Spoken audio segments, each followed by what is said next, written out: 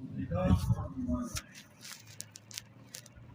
اور کئی مرتبہ مبارکبادی ان کی تھی جنہوں نے حضور صلی اللہ علیہ وسلم کو دیکھا نہیں اور ان پر ایمان لایا۔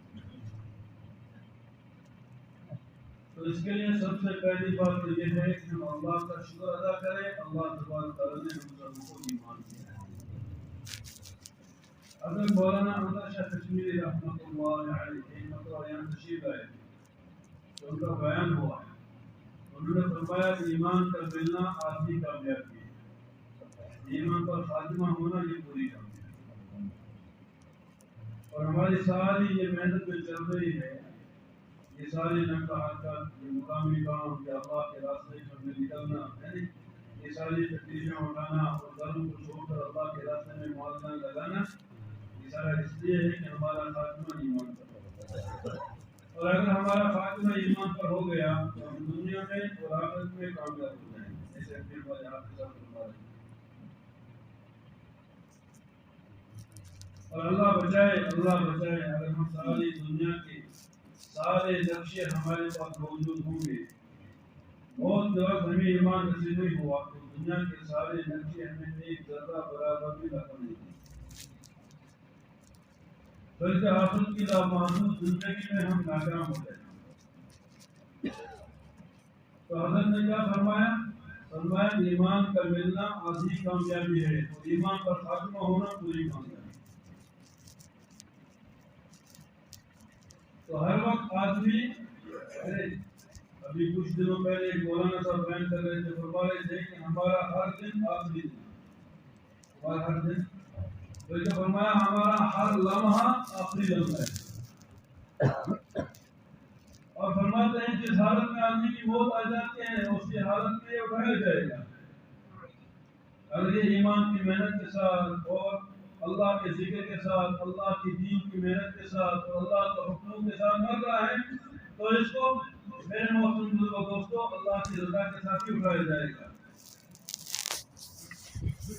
اس لیے ہمارا ہر لمحہ آخری لمحہ ہے، تو انسان کو 24 گھنٹہ اس حالت میں رہنا ہے کہ مجھے ابھی موت آ سکتی ہے، اس لیے مجھے موت سے پہلے موت کے بعد کی تیاری کرنی ہے۔ اس لیے فرمایا عقل مند وہی ہے القیس من دان نفسه وعمل لما بعد الموت، کہ عقل مند آدمی وہی ہے جو اپنے نفس کا محاسبہ کرے کہ میں کس حال میں زندگی گزار رہا ہوں، میں کیا کر رہا ہوں، میں کیا کھا رہا ہوں، میں کیسے کما رہا ہوں، میں کیسے جی رہا ہوں۔ جیسے ہمارے حضرات فرماتے ہیں علم کا مقصد کیا ہے کہ آدمی اللہ کے ہر حال کے حکم کو جانے کہ میرے لیے کس حال میں، جس حال میں ہوں، اس حال میں میرا اللہ مجھ سے کیا چاہتا ہے۔ علم کا مقصد کیا ہے کہ اللہ مجھے اس حال میں، جس حال میں ہوں، 24 گھنٹہ یہ سوچے کہ جس بھی حال میں یہ ہے، اس حال میں میرے لیے اللہ کا حکم کیا ہے، اس پر یہ عمل کرنے والا ہو اور حضور صلی اللہ علیہ وسلم کے طریقے پر اس حکم کو پورا کرنے والا ہو۔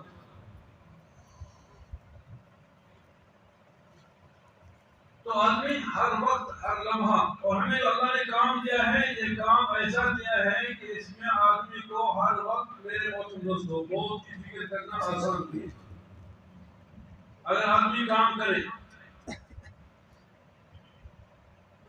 24 گھنٹہ، گھر گیا تو گھر میں ایمان اعمال کی فکر، دکان پر گیا تو وہاں فکر، مسجد میں گیا تو وہاں ایمان اعمال کی فکر، اپنے رشتے میں گیا وہاں ایمان اعمال۔ ہمیں تو کہا گیا کہ کم سے کم 25 لوگوں کے سامنے جو ہے دن میں آدمی ایمان کی بات رکھے، آخرت کی بات رکھے، موت کا تذکرہ کرے، جنت اور جہنم کا تذکرہ کرے، اللہ کے احکام کا تذکرہ کرے، اللہ کے نبی علیہ السلام کی سنتوں کا تذکرہ کرے۔ 25 آدمیوں کے ساتھ آدمی دن میں وہ محنت کرے گا، وہ موت کی بات کرے گا، آخرت کی بات کرے گا۔ میرے محترم دوستو، یہ آخرت کو بھول نہیں سکتا۔ آدمی بھولتا کب ہے؟ جب آدمی کسی کام کا تذکرہ چھوڑ دیتا ہے تو وہ آدمی کے زبان سے نکل گیا تو ذہن سے بھی نکل جاتا ہے۔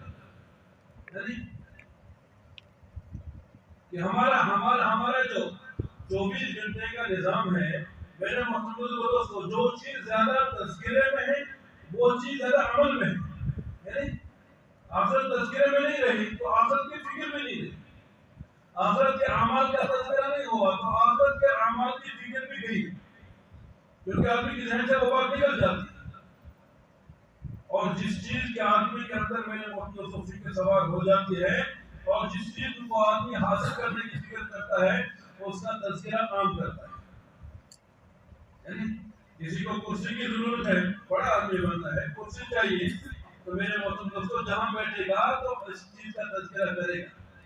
یعنی ایک آدمی ہو تو اس کے ساتھ بھی یہی بات کرے گا، 100 آدمی 1000 آدمی جمع ہو جائے ان کے ساتھ بھی یہی کرسی کی بات کرے گا. کیوں؟